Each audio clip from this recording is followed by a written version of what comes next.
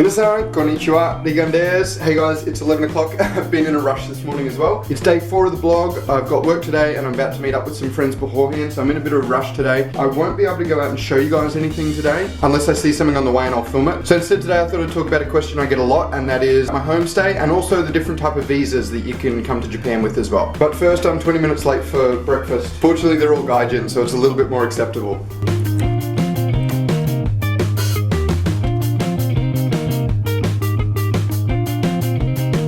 Okay, if you can see that yellow spot down in the background, I just forgot about bin day.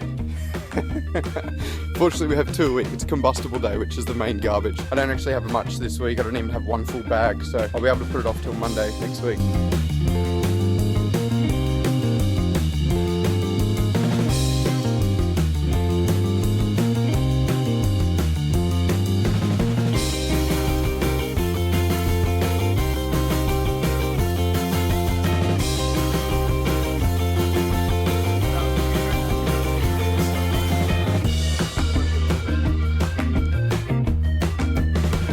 Okay, we've finished our breakfast. As you can see, I'm with a lot of foreigners today, most of which are on all different visas, so I'll ask them what visa they're on. This is Caleb, and I'll link to his channel if you want more videos about Japan. And gaming reviews. Okay, visa? I am on a student visa. I came here about a year ago, September last year, and I'm leaving September this year as my studies have concluded. The visa is actually longer than that, so if you want to stay and travel for a couple more months after you're done, you can absolutely do that, provided you got the time and money. So yeah, it's like for a year and 4 months, I believe. A year and 3 months. Is that the longest one you can get? That's the longest one you can get for a student visa, but you can get it extended by the school. It varies from place to place, but yeah, it's still a pretty good amount of time. Most exchange programs are only going to allow you to stay 1 year, but if you come to Japan to study and get accepted into the university, then you can get a visa for all 4 years you study. What visa are you on? I'm on a working visa. Working visa? Yes. And how long is it valid for? It's valid in America for a full year, but you can get a 3-year working visa. It just depends on what your company can offer you, basically.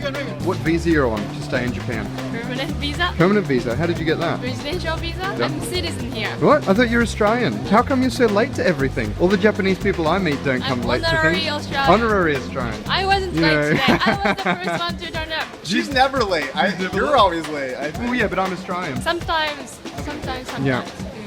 Fair enough. Hey guys, back home now. It is 10:30. I've just finished work for the day. I decided not to film anything at work because it was pretty much all the same. It was pretty busy today, so I didn't get a chance to do any videos at school. So instead, it's 10:30 now and I need to go get dinner. So I want to talk about visas and also my homestay that I did last year. So I'll do it from the supermarket because I'm running out of time tonight. Okay, so like I mentioned earlier, I did a homestay last year. At the beginning of last year, I went from end of February to about middle of May. I think it was about 3 months, so 11 or 12 weeks in total. And it was my first trip to Japan. I went over on a tourist visa, which is a 90-day visa which anyone can apply for. I think it's valid for all countries, and you get 90 days for free entrance into Japan, which is usually used for short trips, but in my case it was done for a homestay. The limiting factor is that you can't work during it. A lot of people have asked in comments how I got the homestay organized. Basically what happened was I was learning Japanese back in Australia. I hadn't been to Japan yet. I was planning a trip about a year in advance, and so I decided that I would start learning Japanese just to help me travel around when I finally got here. And originally I only wanted to come for a few weeks just to travel and see the temples. But since I was only working part-time, I had this spare time to learn a language, so I decided I would learn Japanese. So I decided to get a tutor, which I found on a classified website, and I decided to find a language exchange partner as well on the same website. For any Aussies out there, Gumtree.com was the one I used. So I found this language exchange partner, we messaged, and then we decided to meet up at his place. We were swapping languages, and the first time I went there was another girl, a Japanese girl, who he'd been studying English with in Fiji, and she was leaving to go back to Japan in 3 days. So the next week I went back, and I was making very slow progress on my Japanese. So I was talking to him about how he learned English, and since he'd been studying English in Fiji, I talked to him about potentially studying Japanese in a language school in Japan. But I didn't want to spend lots of money doing it. Instead, he told me that the girl who had left to go back to Japan still really wanted to learn English. So he told me he would message her and ask if her family could take me in on a homestay. He texted her that day, so I'd only known him for a week. I'd only met her once for an hour. She replied within an hour and said that they didn't have room at their house, but the grandma who lived down the road had a space in their place, and that if I wanted to, I could stay with them and then teach her English at night time after university and live with them and study Japanese. Okay, I've got all my groceries I need. Instead of just walking around here talking to the camera, I'll go through the checkout and I'll keep talking outside.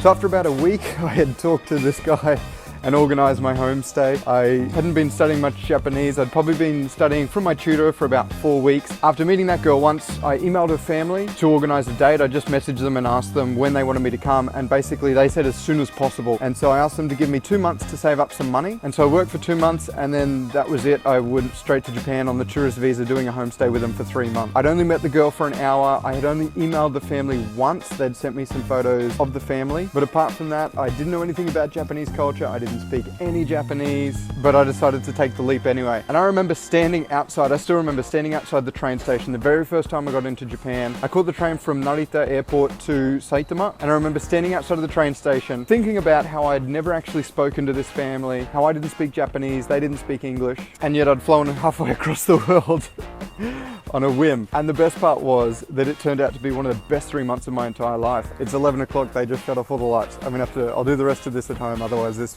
video is going to be blurry. Sorry about that, guys. I'll have to record the rest from home. I'm actually cooking dinner. I'm multitasking at the moment. So basically, I went over to Saitama, Japan, and I was living there for 3 months from February till about May. Since it was my first time to Japan and I enjoyed it so much, I knew I was going to come back. The only problem was, if I came back on a tourist visa, again, I wouldn't be able to work, so I'd have to save up money in Australia, and I'd only be bleeding money when I stayed here. So I looked into it, and I found out about this working holiday, which I'm currently on. I didn't want to waste it. The working holiday is a one-time thing, and once you use it up, you can't go back again, and so I wasn't sure if I'd find work. Turns out that's really easy anyway. But I decided to look into any other option I can and what other visas I could get. And a lot of comments that I get are questions asking about this. How can I come to Japan without a degree? Or if English isn't my native language? If your options are that you can't get the working holiday visa, or if you're not at a native level to be able to teach English in Japan, then what I think to be your next best option would be the student visa. To get the student visa, you don't have to be a student at a university or a high school. The student visa applies to people doing language school as well. So if you want to come to Japan and you want to learn Japanese, you can knock out 2 birds with 1 stone. And this is the visa that Caleb, who you saw earlier in the video, is on. If you get on a student visa, when I looked into it, the average cost for 12 months of schooling in a general language school was about $7,000 or 700,000 yen. But that's just tuition and doesn't include accommodation. And so people often ask me, they don't have a lot of money to come to Japan, and that's where I think tying in the homestay is a really good idea. If you can find a homestay and come over for 3 months, it's a good way to scout Japan. If it's your first time coming over, you can look into language schools, you can keep accommodation cheap by staying with them, you'll get a better use of the Japanese language, and you'll get a head start if you want to come over on a student visa. So these are the 2 visas that I'd recommend for anyone who doesn't have a degree and can't get the working holiday visa.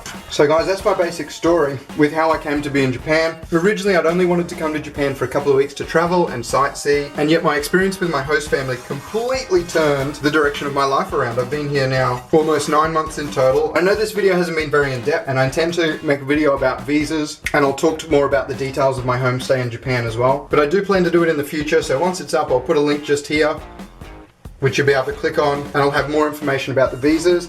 And I'll also make a video more in depth about my host family and my experience as a homestay just up here. So if you have any questions for those future videos, please put them in the comments now, and I'll try to be as thorough as possible when I come around to filming those as well. I know people are going to comment if I don't tell them what I'm having for dinner. This is the dinner I've been fanging out for all night. It's cauliflower, broccoli, beans, carrot, peas, asparagus, eggplant, mushroom, corn, spinach, and I had some tofu and garlic earlier. Otherwise guys, thanks for watching. It's dinner time for me. This has been day 4 for my weekly blog. If you have any questions, leave them in the comments below. Arigatou gozaimasu. Ja, mata ne.